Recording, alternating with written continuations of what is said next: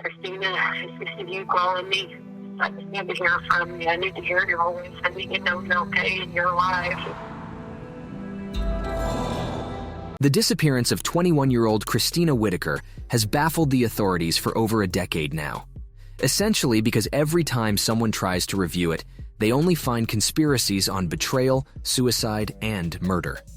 Christina Whittaker, 21, lived in the Oakwood neighborhood of Hannibal, Missouri, with her 6-month-old daughter named Alexandria. Christina Whittaker planned to meet friends for drinks at the Rookie's Bar. But what happened next would transform this evening into something terrible and result in a mystery that has never been fully explained.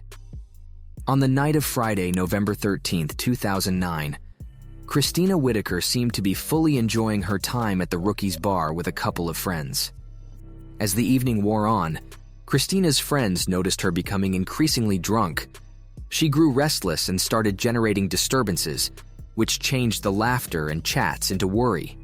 Due to Christina's aggressive behavior, Curtis Rain, a bouncer at the Rookie's Bar, had to escort her out. However, she managed to return to the bar begging her friends to take her home, but her friends refused to leave with her. After exiting the Rookie's Bar, Christina Whittaker headed next door to the Sportsman's Bar and then River City Billiards. Along the way, she begged people for a ride. Acquaintances and strangers alike refused to take her home. She heading out into the strange streets while drunk and lost. The next morning, a dark sense of anxiety settled over her boyfriend, Travis Blackwell, when he realized Christina was nowhere to be found in their shared apartment.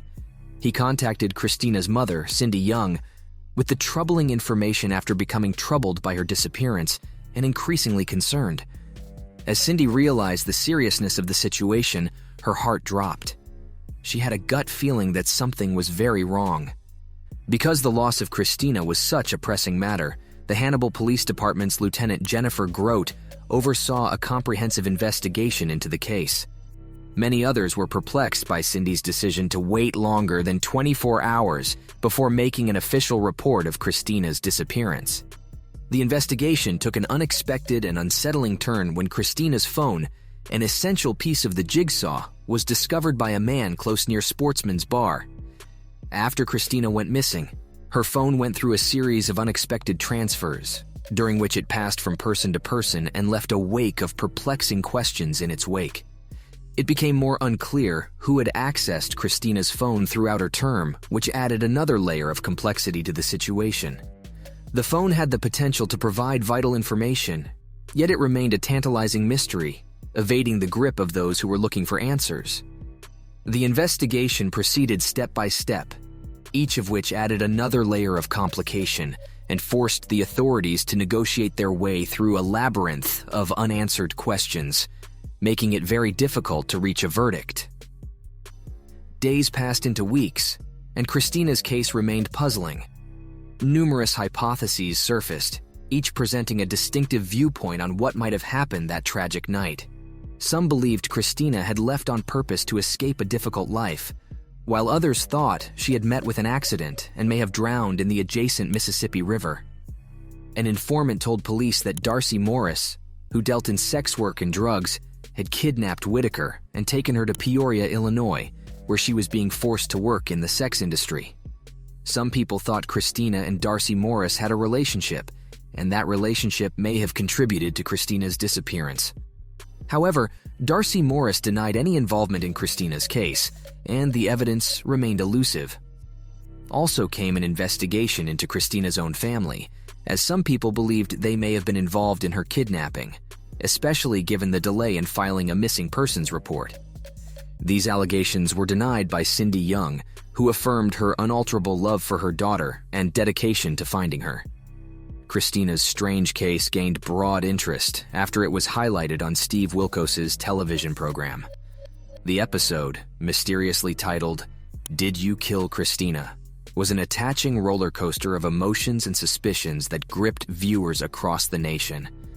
Cindy Young, Christina was at the center of it all and was the first to blame Travis Blackwell, Christina's lover at the time of her inexplicable disappearance. Travis Blackwell seems to be crucial in the matter, though. He was one of the last people Christina called at about 10:30 p.m., But Travis also failed not one but two polygraph tests in early 2010 when he appeared on the Steve Wilkos Show.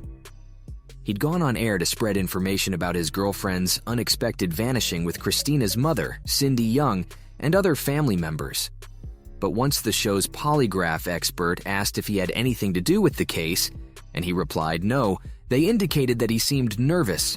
However, Christina's sister, Cindy, claimed that he was with her family taking care of her infant at home that night. The case's complexity increased as the media attention did. Cindy eventually dropped her claims, which further complicated this interesting mystery and was a startling change of events.